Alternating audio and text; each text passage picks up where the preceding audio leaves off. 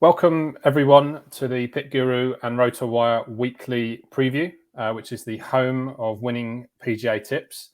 That was never demonstrated better than last week at the Masters, where we had quite a lot of success. Len Hochberg, who regularly sits on in this show, his picks scored 197 in the PickGuru main contest, which would have been enough to cash. Our three betting tips, which were highlighted in our betting preview, were Scotty Scheffler, who won at 16-1, Cameron Smith, who came third, and Collin Morikawa, who came fifth. And finally, the man who joins me today, I'm delighted to be joined by Ryan Andrade. His picks in our written preview scored an astonishing 162 points, I believe it was. And that would have been enough to finish fifth place in our main public contest and would have won £415 or over $500. Ryan, welcome to the show. Delighted to meet you, and well done at the Masters last week. Are you looking forward to the Heritage this week?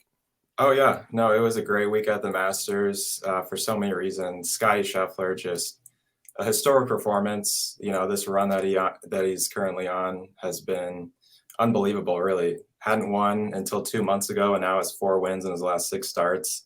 You had Tiger coming back. Obviously, that was amazing for many reasons other than the finish he ended up taking. But yeah, no, it's a much different week this week at the Heritage. These two courses couldn't be much further apart. You got, when looking at the Heritage, it's flat as can be compared to all the rolling hills at Augusta. The fairways are extremely tight. The greens are extremely small. So it's going to be a much different test this week for a lot of the players. Yeah, it's a unique course, isn't it? And I think we put a premium on tee to green, greens in regulation, accuracy, approach play, scrambling, as opposed to the longer hitters who tend to not struggle around here, but they don't tend to pop up on the winners of the last kind of 10, 20 years. So I think they're the skill sets we're focusing on. Let's dive in, shall we? So the premium picks category. This is all the big guys. Who did you come out with and why? Yeah, no, it's a loaded group of players, and honestly, you had a lot of players that were in contention deep into Sunday at the Masters. I really do like Collin Morikawa out of this group the most. I think his skill set fits perfectly to this course. Obviously, not the longest hitter, but you don't have to be long at Harbour Town. Yeah. So he, among like some of the best players in the world, he might be the most accurate guy off the tee. He's obviously one of the 2 or 3 best iron players in the world. And his putting, it's from this time last year to where he is now, he's almost top 30 in strokes gained putting. So it's been an incredible turnaround there. And he finished T7 here a year ago. So I like him the most this week out of this group. Yeah, and he arrives off the back of a 5th place at the Masters. He's bounced back to form. I think there's a lot to like for Morikawa. I think you make a good case. Just quickly on this category, Justin Thomas. We can obviously use stats any way we like to shape an argument, but driving accuracy percentage, Justin Thomas, 52 of 52 of those that made the cut at the Masters. I was looking at him and then stumbled across that and remembered the importance of accuracy, and he kind of put me off. I wonder if we're all being blinded by what happened to Cameron Smith. You know, he lost his head at the 12th. He then played a few holes where it looked like it was going to unravel. He then got back. He got his game back towards the end. This course should set up really nicely for him, really. He was second in approach play at the Masters behind only Kevin Na. Recent form, he is first for approach, first around the green, 4th tee to green, 4th putting, 2nd shots gained overall behind Lowry only.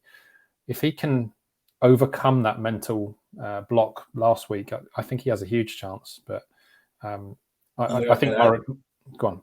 Yeah, I was just going to say, I think that's also one thing I'm sort of thinking about this week in the back of my head is, if you look down the list of a lot of the guys that have contended here, especially since it's been the week after the Masters, you tend to not see a whole lot of guys that were really high up on that leaderboard come in the next week and then, be hop right back into contention. A lot of times it's guys that either missed the cut at the Masters or didn't even play the Masters. So that's kind of one way I'm sort of looking at a lot of these. Yeah. Smith, certainly he has any given week. He's got all the tools that would be perfect for this course. I am just a little concerned about how he bounces back after such a high and low and all the emotions. And but we'll see. We need to factor it in, definitely. So Morikawa for Ryan and Smith for me. Onto the World Elite category. Who have you decided on here? Yeah, there's a lot of good names here as well. But I really like Daniel Berger. He's finished 3rd and 13th here the last 2 years. So obviously he really likes the course, hits a lot of fairways, hits a lot of greens, and he's been one of the best short game players over the last few years. And with the small greens here, you're going to be scrambling quite a bit. So I really fancy his chances the most out of all the guys here. Nice. I came out with Joaquin Niemann. I thought he had interesting form at correlating courses. 6th tee to green this season, 6th around the greens. Winning form, obviously, this season. We've seen him win.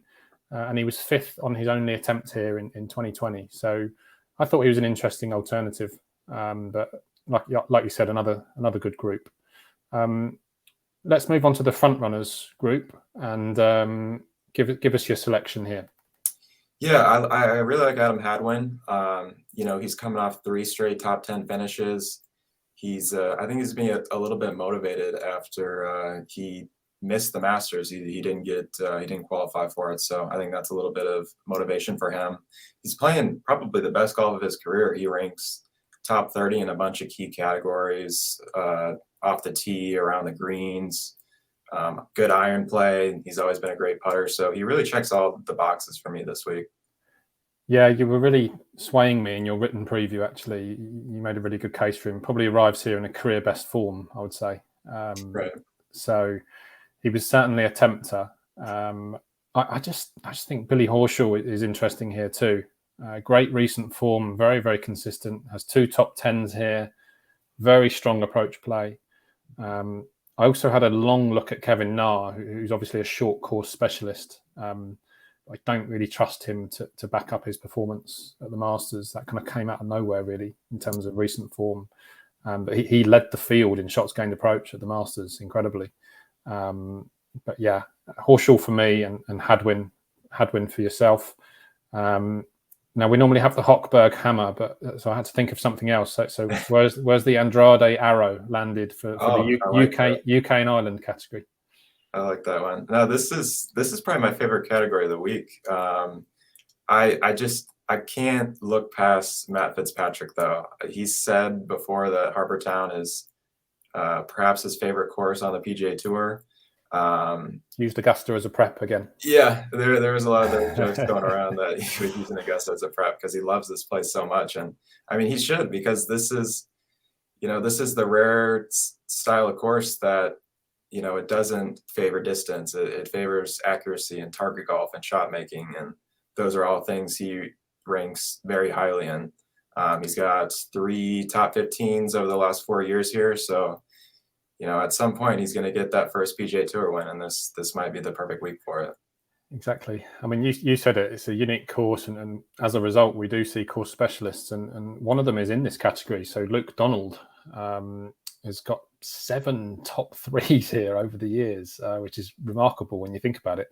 He's a 200 to 1 shot at the moment, though, which kind of puts it into context, his current chance. But who knows? A return here might inspire him. I think you may have mentioned in your preview as well about Ian Poulter. He's made 11 out of 11 cuts. Mm-hmm. And just as a strategic pick, he would be my selection. With these category picks games, which PickGuru, that's always the format that we use, you're only trying to pick the best player in this category. And if you've got someone that's almost guaranteed to make the cut, you're halfway there. And I thought in a very, very open category, I'd take a chance on Poulter. But it's extremely competitive, this one. And he had the same thing. It was the first time in a while he hadn't made the Masters field, so maybe that's a little bit of motivation as well. I think so fresh. Yeah. I think we'd probably be remiss if we didn't mention at least Shane Lowry, though. He's true. It's kind of the same situation with Cam Smith. He was contending all week. He fought back on Sunday really hard. There's just this seems like an opportunity for a letdown, but he does have very good course history here, and his numbers this season have been fantastic. So we'll see how it goes for him. There's nothing not to like about Shane Lowry at the moment. He leads pretty much every shots gained metric that you could possibly research. And like you said, he's proven around here. So yeah, I'm sure he'll be a very popular pick in this category. It's whether he can raise his game after the Masters again. We'll see. Let's notch off 2 categories now in a row. So let's look at the international stars and the US contenders. Which 2 players have you landed on, Ryan? Yeah, for international stars, I'm looking at Erik van Rooyen. This group, it was kind of a strange one for me because a lot of these guys, Brandon Grace, Emiliano Grillo, Garrett Kiko, they've missed quite a few cuts in the last 2 months, I would say. Yeah. And Van Rooyen has been very consistent for the last about 9 months, really. He's a great approach player, ranks top 25 in both strokes gained approach and proximity to the hole. I feel like he's the easiest guy to trust out of that category. And as we move on to the U.S. contenders, I'm going to hop back on Matt Kuchar. I was on him a couple weeks ago at the Valero Texas Open, finished runner-up there, was T16 a start before that. He loves Harbor Town, made 17 straight cuts there, got 11 top 25 finishes. He definitely knows how to get it done. And he's also leading the PGA Tour in putts per hole and also scrambling. So he's the type of player that's going to do well around here. The exact sort of skill set that we're looking for, really, isn't it? Yeah, I mean, this is a rare double on this video preview. So I agree with both of your picks, and they are my picks as well. I thought these were probably the easiest categories to sort out on the slate. So I like Van Rooyen and I like Kuchar as well. I thought there were countless number of players out of form or just with questions to answer, whereas both of these guys are pretty solid, consistent, and they tick either historical boxes or current form boxes. So yeah, Van Rooyen and Kuchar for me as well. Let's round off the picks this week. So let's get your choices for the outside chances category and the wild cards category, please. Yeah, I think the outside chances for me, I think it was the hardest one. I think, though, I'm going to roll with the guy that's in the most form right now, and that's JJ Spaun. He's coming off a win at the Valero Texas Open. That got him into his first Masters last week. He didn't have the greatest start, but he fought back and ended up finishing top 25 there. He's gaining shots in every statistical category as far as strokes gained. So I just think he'd be the easiest guy for me to trust out of that category. And then as we move down to wild cards, I found it kind of interesting. Brandt Snedeker, I think he has more tournament experience here than the rest of the group combined. He's the old man of that group. But he hasn't been in, it just hasn't been his season. He's only made 5 of 14 cuts. I think Matthew Neesmith is the much better player to roll with here. South Carolina native. Ever since he came on the PGA Tour, has been one of the most underrated iron players out here. And he also has a T3 at the Valspar Championship. That's a course that I think involves a lot of similar skill sets as the ones that they'll be able to use here at Harbor Town. So those would be my 2. Lots of money here in the UK for Neesmith. He's been very well backed. I think he opened up at about 200s or 175 to 1, and he's into about hundreds now. So he's been very popular with punters over here. It's a nice segue for me, the correlating form argument. I came out with Siwoo Kim in the outside chances category. I think the Sedgefield course where the Wyndham Championship takes place, it correlates very strongly here. He has the most remarkable record there at 1st, 2nd, 3rd, and 5th in the last 5 years. And he's also shown great form on other Pete Dye designed courses, which this week's is. He showed glimpses of form at the Masters. I know full well because he was in a lot of my DFS lineups, and he was very much up and down, which was quite frustrating. I think he might be ready to strike. I think he's really interesting this week, Siwoo Kim. And then finally in the wildcards category, I just came out with Sahith Theegala. simply because he's very, very consistent form lately. And he's actually the shortest of these in the betting as well. I found it a very hard category to work out. So it's never a bad option to look at the market and see who's favoured. So Thigala for me. Let's finish, as we always do, with a one and done. Ryan, who's maybe your main pick to win? And I'll give you an outsider as well if you wanted to chuck another one in.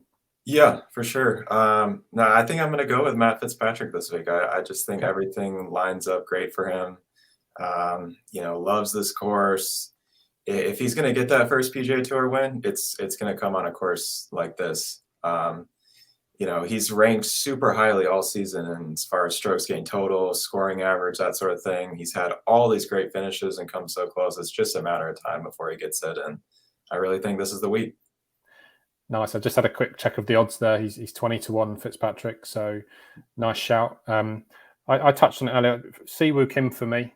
I think he's very, very attractive from a price perspective and a profile perspective. So he'd be my headline pick. But I can't get Cameron Smith out of my head either.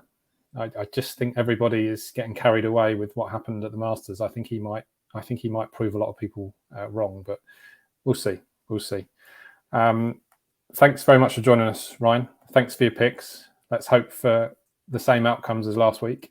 Another great week. I think I've had 2 pretty good weeks in a row. So hopefully now that I'm on the video here, it's not a letdown. We get a lot of good picks and win some people some money. So let's go for the hat trick. Yeah, please, if you're watching this, please like the video. Please subscribe. The link to download PickGuru or to open PickGuru is below. Please check it out. There's £500 guaranteed minimum for Harbour Town this week in our category picks game.